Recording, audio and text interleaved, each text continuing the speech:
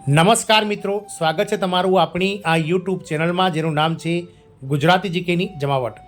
ગત 24 ઓગસ્ટના રોજ મિત્રો માનનીય વડાપ્રધાન શ્રી નરેન્દ્રભાઈ મોદીના નિવાસસ્થાન એટલે કે પીએમ હાઉસ ખાતે મળેલી કેન્દ્રીય કેબિનેટની બેઠકમાં જે છે તે મિત્રો સર્વાનુમતે કેન્દ્રીય કર્મચારીઓ માટે કે જેઓની જોઈનિંગ 1 જાન્યુઆરી 2004 પછી સરકારી ખાતામાં થઈ છે કેન્દ્ર સરકારના તેવા 23 લાખ જેટલા કર્મચારીઓ માટે એનપીએસના વિકલ્પ રૂપે યુનિફાઈડ પેન્શન સ્કીમ એટલે કે યુપીએસની જાહેરાત કરી દેવામાં આવી છે। અને આ યુપીએસ જે છે તે મિત્રો આગામી 1 એપ્રિલ 2025થી સમગ્ર દેશમાં કેન્દ્ર સરકારના કર્મચારીઓ માટે લાગુ કરી દેવામાં આવશે તેમ કેબિનેટ બેઠકમાં નિર્ણય લેવાયો હતો। અને સરકાર દ્વારા આ રાજ્ય સરકારોને પણ આહવાન કરવામાં આવ્યું છે કે તેઓ પણ મિત્રો તેમના કર્મચારીઓ માટે એનપીએસના વિકલ્પમાં યુપીએસ લાગુ કરે।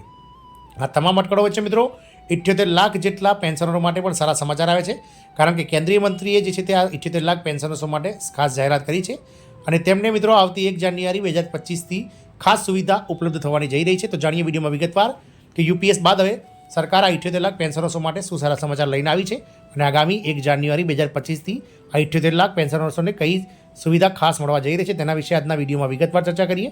તો વિડીયોના અંત સુધી બન્યા રહો અને જો ચેનલમાં નવા હોય તો અમારી ચેનલને મિત્રો સબસ્ક્રાઇબ કરી લો, સાથે જ બેલ આઇકોન દબાવી દો જેથી કરીને ચેનલ પર મૂકવામાં આવતા સરકારી કર્મચારી પેન્શનર્સ યોજનાઓને લગતા આવા પરિપત્રો સરળતાથી તમને ચેનલના માધ્યમથી ઉપલબ્ધ થઈ જાય। તો મિત્રો એમ્પ્લોઈઝ પ્રોવિડન્ટ ફંડ ઓર્ગેનાઇઝેશન્સ અંતર્ગત એટલે કે ઈપીએફઓમાં પેન્શન મેળવતા કુલ નિવૃત્ત 78 લાખ જેટલા પેન્શનર્સો માટે સારા સમાચાર છે। ગતરોજ કેન્દ્રીય મંત્રી કરી જાહેરાત, આ સુવિધા 1 જાન્યુઆરીથી ઉપલબ્ધ થશે। પેન્શનની માંગ, સરકારે લઘુત્તમ પેન્શનમાં વધારો કરવાની માંગ કરી રહેલા 78 લાખ પેન્શન ધારકોને રાહત આપી છે। નવા પગલાં હેઠળ હવે પેન્શન ધારકો કોઈપણ બેંક અથવા શાખામાંથી દર મહિને તેમનું પેન્શન એકત્રિત કરી શકશે। ઈપીએફઓ પેન્શનર્સની EPS 95 નેશનલ એક્શન કમિટી NSCના લગભગ 78 લાખ પેન્શનરો લઘુત્તમ પેન્શન વધારીને 7,500 રૂપિયા કરવાની માંગ કરી રહ્યા છે। આ અંગે સમિતિના પ્રતિનિધિઓએ તાજેતરમાં નાણામંત્રી નિર્મલા સીતારામનને પણ મળ્યા હતા।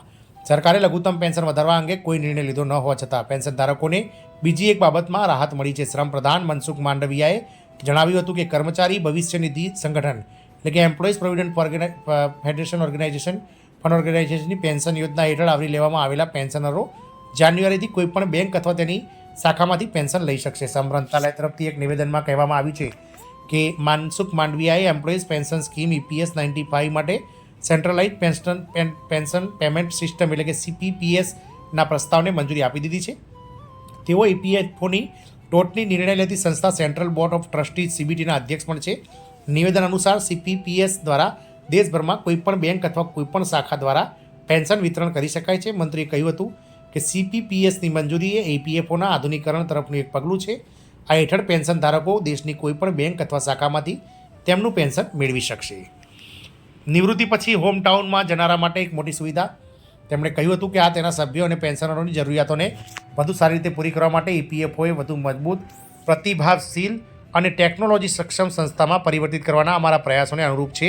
એક મહત્વપૂર્ણ પગલું છે। EPFOના 78 લાખથી વધુ EPS 95 પેન્શનરોને CPPSનો લાભ મળવાની અપેક્ષા છે। સેન્ટ્રલાઇઝ પેન્શન પેમેન્ટ સિસ્ટમ એક ઓફિસથી બીજી ઓફિસમાં ટ્રાન્સફરની જરૂરિયાત વિના સમગ્ર દેશમાં પેન્શનનું અવિરત વિતરણ સુનિશ્ચિત કરશે। નિવૃત્તિ બાદ પોતાના વતન જતા આવા પેન્શનરોની નવી વ્યવસ્થા ઘણી સગવડ ભરી રહેશે।